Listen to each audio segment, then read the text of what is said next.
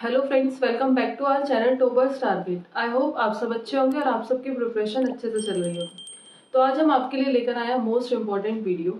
जो भी students preparation कर रहे हैं DSSB PRT, तो ये वीडियो उनके लिए बहुत ज़्यादा महत्वपूर्ण होगी। किसी भी एग्जाम की प्रिपरेशन करने से पहले हमें उस एग्जाम का सिलेबस, क्या उस एग्जाम के लिए एलिजिबिलिटी क्राइटेरिया है, एग्जाम किस मोड में होता है, ऑनलाइन होता है, ऑफलाइन होता है, तो ये जानना बहुत ज़रूरी होता है। तो उसी को ध्यान में रखते हुए आज की इस वीडियो में हम DSSB PRT का सिलेबस, क्या एलिजिबिलिटी क्राइटेरिया है, कौन कौन से स्टूडेंट्स इसमें अप्लाई कर सकते हैं, तो इस वीडियो में डिस्कस करेंगे। तो आप अगर हमारे चैनल पर नए हैं तो हमारे चैनल को सब्सक्राइब करिए और वीडियो को एंड तक देखिएगा, आपको ये वीडियो जरूर हेल्प करेगी। सो वीडियो को स्टार्ट करते हैं। तो सबसे पहले हम बात करेंगे एग्जाम इंफॉर्मेशन के बारे में, एलिजिबिलिटी क्राइटेरिया कि क्या क्या एलिजिबिलिटी क्राइटेरिया हो सकता है, कौन स्टूडेंट इस एग्जाम के लिए अप्लाई कर सकते हैं, और थर्ड जो मोस्ट इंपॉर्टेंट चीज आती है वो आता है आपका सिलेबस। आप कोई भी एग्जाम देने जा रहे हैं तो उसके लिए आपको सबसे इंपॉर्टेंट चीज होती है कि आपको सिलेबस जानना जरूरी होता है। तो सबसे पहले हम बात करेंगे एग्जाम के इंफॉर्मेशन के बारे में। यहाँ हम किसकी बात कर रहे हैं? हम बात कर रहे हैं DSSB। क्या है ये? दैट इज अ दिल्ली सब ऑर्डिनेट सर्विस सिलेक्शन बोर्ड। क्या होता है कि दिल्ली में क्या है, अलग अलग गवर्नमेंट स्कूल है। तो जो भी स्टूडेंट्स उन स्कूल्स में गवर्नमेंट टीचर बनना चाहते हैं, तो ये जो दिल्ली सर्विस सब ऑर्डिनेट सर्विस सिलेक्शन बोर्ड है, ये उनके लिए क्या निकालता है? वैकेंसीज निकालता है, या फिर कह सकते हैं कि क्या है, that is a state vacancy.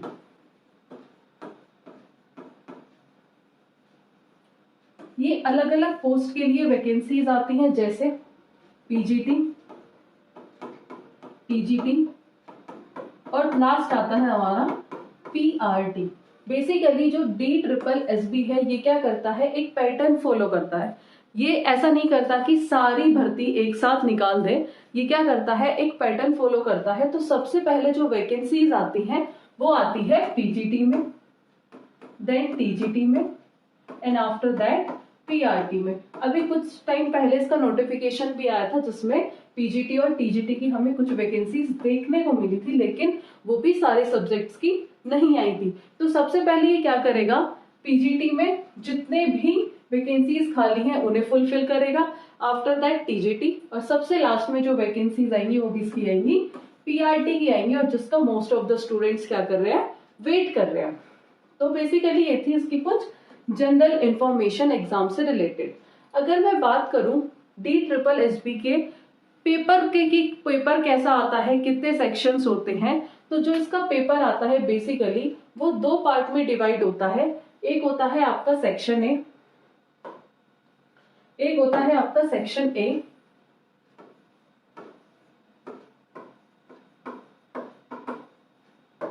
दूसरा होता है सेक्शन बी।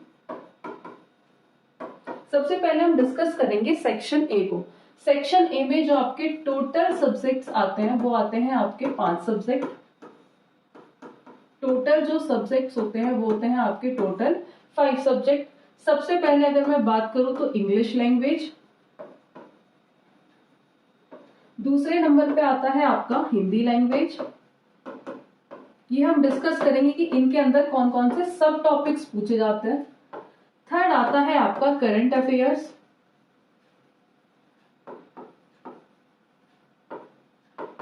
फोर्थ आता है आपका अर्थमेटिकल न्यूमेरिकल, जिसे हम मैथ्स पोर्शन के नाम से भी कह सकते हैं।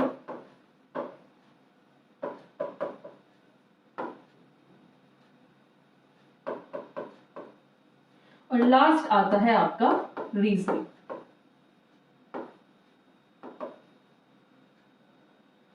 तो ये जो आपका सेक्शन ए है, दैट इज अ टोटल कितने सब्जेक्ट है इसमें? 5 सब्जेक्ट हैं, और जो पांचों सब्जेक्ट हैं वो आपके आते हैं 100 मार्क्स के। वो आपके आते हैं 100 मार्क्स के, यानी कि कह सकते हैं कि each section will be 20 marks की। हर एक सेक्शन कितने मार्क्स का होगा? ये होगा आपका 20 मार्क्स का। तो ये तो थी सेक्शन ए की बात। अगर मैं बात करूं सेक्शन बी की, तो सेक्शन बी में क्या आता है? सेक्शन बी होता है आपका सब्जेक्ट कंसर्न, जो भी आपने अपने DLED में जो भी सब्जेक्ट पढ़ा है, जैसे टीचिंग एप्टीट्यूड,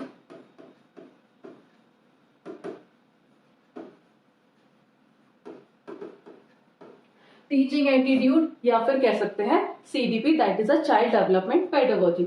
जो आपका सेक्शन बी होता है ये भी कितने मार्क्स का होता है, ये भी आपका 100 मार्क्स का होता है। तो जो आपका पेपर हो गया वो टोटल कितने मार्क्स का हो जाएगा, जो पेपर होगा वो आपका टोटल 200 मार्क्स का होगा। अगर टाइम की बात करें तो आपको इस पेपर को करने के लिए 2 आवर्स मिलेंगे।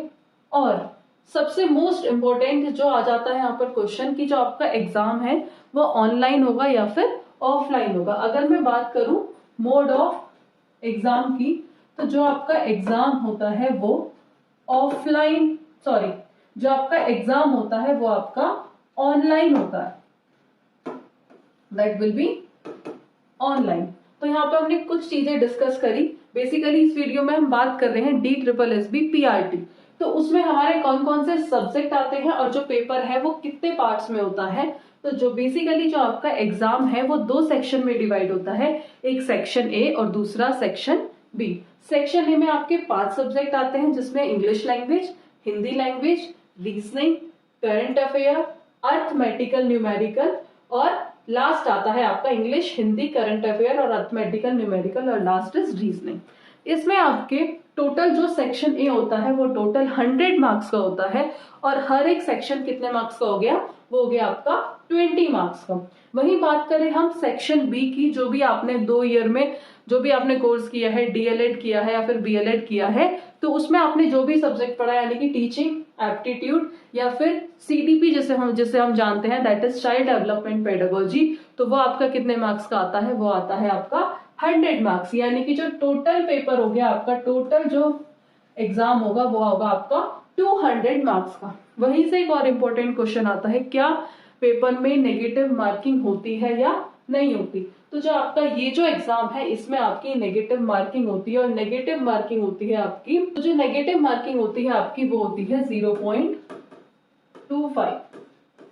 अब एग्जाम का पैटर्न कैसा होता है, तो जो आपका एग्जाम आता है वो किस फॉर्म में आता है, वो MCQ की फॉर्म में आता है, यानी कि मल्टीपल चॉइस क्वेश्चंस आते हैं। ये थी कुछ बेसिक इंफॉर्मेशन आपके एग्जाम्स की। आई होप आपको ये चीजें क्लियर हुई होगी। उसके बाद नेक्स्ट इंपॉर्टेंट पॉइंट आता है एलिजिबिलिटी क्राइटेरिया, कि कौन कौन से स्टूडेंट्स इस फॉर्म को फिल कर सकते हैं। तो बेसिकली जो मेन एलिजिबिलिटी क्राइटेरिया माना जाता है वो है आपका 12th पास कह सकते हैं कि विद 50% मार्क्स प्लस 12th पास होनी चाहिए। जो भी आपने 2 साल का या तो BTC, DLED, BLED 2 साल का कोर्स किया हुआ हो, और जो मोस्ट इंपॉर्टेंट आ जाता है आपका CTET, जो मोस्ट इंपॉर्टेंट आता है आपका वो आता है आपका CTET पेपर 1 क्लियर होना चाहिए फॉर DSSB PRT। जो हम बात कर रहे हैं वो कर रहे हैं DSSB PRT। तो इसके लिए आपका जो पेपर 1 है वो आपका क्लियर होना चाहिए। अगर हम बात करते हैं TGT की, तो TGT के लिए आपका पेपर 2 क्लियर होना चाहिए, लेकिन PRT के लिए आपका पेपर 1 क्लियर होना चाहिए, CTET पेपर 1। और पेपर 1 मींस जो क्लास 1st to 5th तक के टीचर बनना चाहते हैं तो वो इस एग्जाम को दे सकते हैं। तो ये था आपका एलिजिबिलिटी क्राइटेरिया। नेक्स्ट आता है सिलेबस। सिलेबस हम आगे डिस्कशन करेंगे। सेम एजुकेशन क्वालिफिकेशन क्राइटेरिया वो हमने बता दिया कि टोटल कंप्लीट होनी चाहिए आपकी 10+2 with at least 50 aggregate marks from recognised board. ठीक है। आफ्टर दैट कैंडिडेट्स की जो डिप्लोमा, अगर आप जॉब के लिए फॉर्म फिल करते हैं तो आप जो भी कर रहे हैं, BLED कर रहे हैं, DLED कर रहे हैं, कोई भी डिप्लोमा कोर्स, वो आपका कंप्लीट होना चाहिए। एंड जो सबसे मोस्ट इंपॉर्टेंट आता है आपका CTET पेपर 1 क्लियर होना चाहिए। अभी हमने बात की थी DSSB PRT एग्जाम पैटर्न की, कि क्या क्या उसका एग्जाम पैटर्न होता है। तो जिसमें हमने डिस्कशन किए थे कि 2 सेक्शन होते हैं, एक सेक्शन ए और सेक्शन बी। तो उसमें जो आपके सब्जेक्ट है एक बार देख लेते हैं। सबसे पहला आता है आपका जनरल अवेयरनेस। जनरल अवेयरनेस में आपके टोटल क्वेश्चन जो पूछे जाते हैं वो पूछे जाते हैं 20, और मार्क्स भी कितने होते हैं, दैट इज 20। नेक्स्ट आता है आपका general intelligence and reasoning ability. तो इसमें भी जो क्वेश्चंस आते हैं वो आते हैं आपके 20, और कितने मार्क्स का होता है, ये भी आपका होता है 20 मार्क्स का। नेक्स्ट आता है आपका अर्थमेटिकल एंड न्यूमेरिकल एबिलिटी, ये भी आपका सेम 20 क्वेश्चन ही होंगे और 20 question will be 20 marks. Next आता है हिंदी लैंग्वेज एंड कॉम्प्रीहेंशन, ये भी आपका 20 मार्क्स का होगा, 20 ही क्वेश्चन होंगे और 20 ही मार्क्स का होगा। After that English language and comprehension same 20 question will be 20 marks. तो ये आ जाता है आपका टोटल सेक्शन ए में, जिसमें आपके टोटल सब्जेक्ट हो जाते हैं 5 आपके क्या हो जाते हैं टोटल सब्जेक्ट, 5 हो जाते हैं आपके टोटल सब्जेक्ट, और टोटल सब्जेक्ट में जो 5 हर एक जो सेक्शन है वो होगा आपका 20 मार्क्स का। तो यानी कि जो टोटल आपका जो पेपर हो जाएगा वो हो जाएगा आपका 100 मार्क्स का। अब ये बात हुई थी सेक्शन ए की। वहीं आता है दूसरा subject concern, MCQ of 1 mark each from the subject concern, जो भी आपने टीचिंग मेथोडोलॉजी बीएलएड, डीएलएड या एनटीटी या जेबीटी में पढ़ी है, जैसे बता दो जो भी टीचिंग एप्टीट्यूड या सीडीपी, तो वो होगी आपकी 100 मार्क्स की, और उसमें कितने क्वेश्चन आएंगे आपके 100 क्वेश्चन आएंगे। तो ये होगा आपका सेक्शन बी, ठीक है। और बात करें तो टोटल नंबर ऑफ क्वेश्चंस कितने होंगे, टोटल नंबर ऑफ क्वेश्चंस होंगे 200 और मार्क्स भी कितने होंगे 200, और ड्यूरेशन कितना होगा एग्जाम का, दैट विल बी 2 आवर्स। ये था आपका एग्जाम पैटर्न। उसके बाद बात कर लेते हैं सिलेबस की। तो सबसे पहले हम डिस्कस करेंगे जनरल अवेयरनेस का सिलेबस। तो जनरल अवेयरनेस में क्या क्या चीजें पूछी जाती हैं, कौन कौन से सब्जेक्ट्स इंक्लूड किए जाते हैं, वो आइए देख लेते हैं। तो सबसे पहला आता है हिस्ट्री। तो जनरल अवेयरनेस में आपकी हिस्ट्री से रिलेटेड क्वेश्चंस भी पूछे जाएंगे। नेक्स्ट आता है पॉलिटी, उसके बाद कॉन्स्टिट्यूशन, नेक्स्ट आता है स्पोर्ट्स। स्पोर्ट्स में आपके पूछ लिया जाएगा कि किस में अवार्ड वगैरह मिले हैं। Art and culture, geography, economics, everyday science, science में आपकी केमिस्ट्री, फिजिक्स, बायोलॉजी, कहीं से भी क्वेश्चन पूछ दिए जाएंगे, या फिर जो भी डेली अपडेटेड चीजें हो रही है वहां से भी आपके क्वेश्चंस पूछ लिए जाएंगे। तो हम साइंस की तो आपको प्रिपरेशन कराएंगे ही, उसके लिए आप हमारा चैनल सब्सक्राइब कर सकते हैं।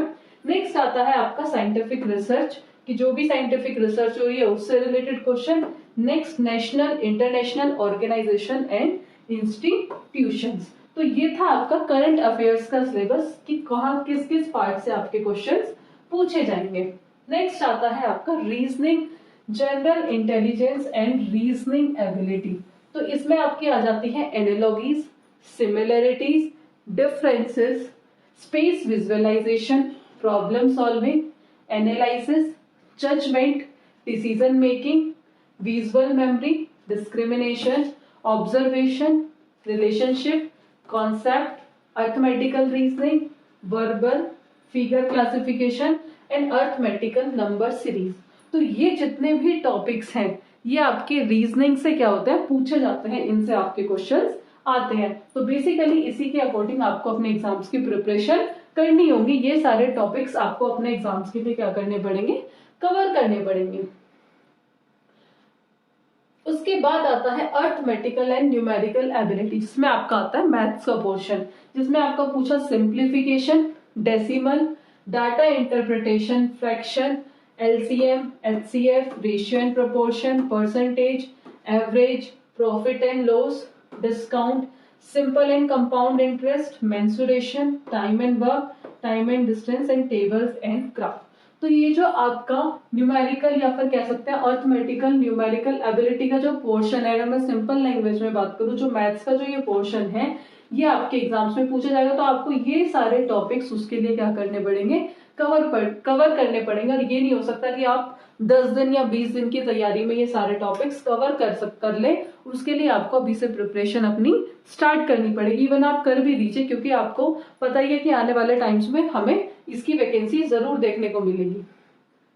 नेक्स्ट आता है हिंदी लैंग्वेज और कॉम्प्रीहेंशन, जिसमें आपके समानार्थी शब्द, विलोम शब्द, हिंदी व्याकरण में संज्ञा, सर्वनाम, ये सारी चीजें पूछी जाएंगी। वाक्य की बनावट, शब्दावली और सही उपयोग इत्यादि। ये क्या था, ये सेम आपका हिंदी का सिलेबस था। इसी के अकॉर्डिंग आपको अपनी हिंदी का प्रिपरेशन करनी है। नेक्स्ट आता है इंग्लिश लैंग्वेज कॉम्प्रीहेंशन, जिसमें आपका आता है रीडिंग कॉम्प्रीहेंशन, एरर स्पॉटिंग के आपको एरर फाइंड करने होंगे, one word substitution, sentence correction मतलब सेंटेंस में basically improvement, synonym antonyms, fill in the blanks, spellings and idiom and phrases. तो आपको ये सारी चीजें अपने इंग्लिश के लिए प्रिपेयर करनी होगी। नेक्स्ट और मोस्ट इंपॉर्टेंट आ जाता है आपकी टीचिंग मेथडोलॉजी, जो टोटल आपका आता है 100 मार्क्स का, जो टोटल आपका आता है 100 मार्क्स का। इसमें जो सबसे पहले बात करें कॉन्सेप्ट ऑफ ग्रोथ, नेक्स्ट है आपका that is domains of development, जिसमें हमने 4 डोमेन पढ़ते हैं, that is physical, social, emotional, जिसे हम पीसीएससी के नाम से भी जानते हैं, कोग्निटिव, सोशल और इमोशनल, तो domains of development.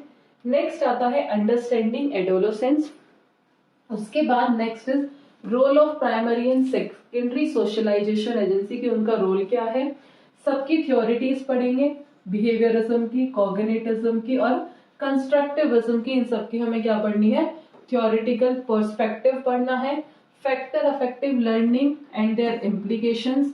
Last next आता है आपका planning and organisation of teaching learning, उसके बाद enhancing teaching learning process, classroom observation and feedback. Next आता है आपका reflection and dialogues as a means of constructivist teaching, disabilities जो भी डिसलेक्सिया, डिस्मॉर्फिया, डिस्ग्राफिया, उनसे related questions, guidance and counselling, inclusive education जिसे हम समावेशी शिक्षा के नाम से भी जानते हैं, school of organisation and leadership, NEP, right of children to free and compulsory education, RTE. Next आता है नेशनल पॉलिसीज इन एजुकेशन। तो ये सब हमें किसके लिए पढ़ना है, ये सब हमारी टीचिंग मेथोडोलॉजी है, ये हमारा है सेक्शन बी, और जो कि अकेला कितने मार्क्स का है, 100 मार्क्स। तो ये सारे टॉपिक्स हमें पढ़ने हैं। तो ये सारे टॉपिक्स आप एक दिन में कवर नहीं कर सकते, तो प्लीज उसके लिए आप अभी से प्रिपरेशन स्टार्ट करिए और हमारे चैनल को जरूर सब्सक्राइब कर लीजिए। आपके एग्जाम से रिलेटेड वीडियोस आपको डेली मिलती रहेंगी, और फर्दर और भी वीडियोस और भी सब्जेक्ट की वीडियोस के लिए अगर आपकी कोई भी डिमांड है तो आप हमें कमेंट बॉक्स में कमेंट कर सकते हैं। आप हमारा टेलीग्राम ग्रुप से जुड़ सकते हैं, जिसपे आपको आपके एग्जाम से रिलेटेड सारी इंफॉर्मेशन मिलती रहेंगी, इवन नोट्स और पीडीएफ्स भी मिलते रहेंगे। और एक मोस्ट इंपॉर्टेंट चीज, आप हमारी एप्लीकेशन भी डाउनलोड कर सकते हैं, जिसका लिंक आपको डिस्क्रिप्शन बॉक्स में मिल जाएगा।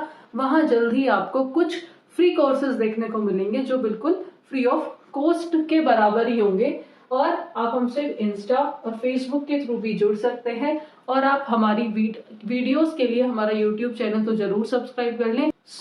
वीडियो अच्छी लगी हो तो वीडियो को लाइक करें, हमारे चैनल को सब्सक्राइब करें और वीडियो को ज्यादा से ज्यादा शेयर करें। मिलते हैं नेक्स्ट वीडियो में नेक्स्ट टॉपिक के साथ। Thank you.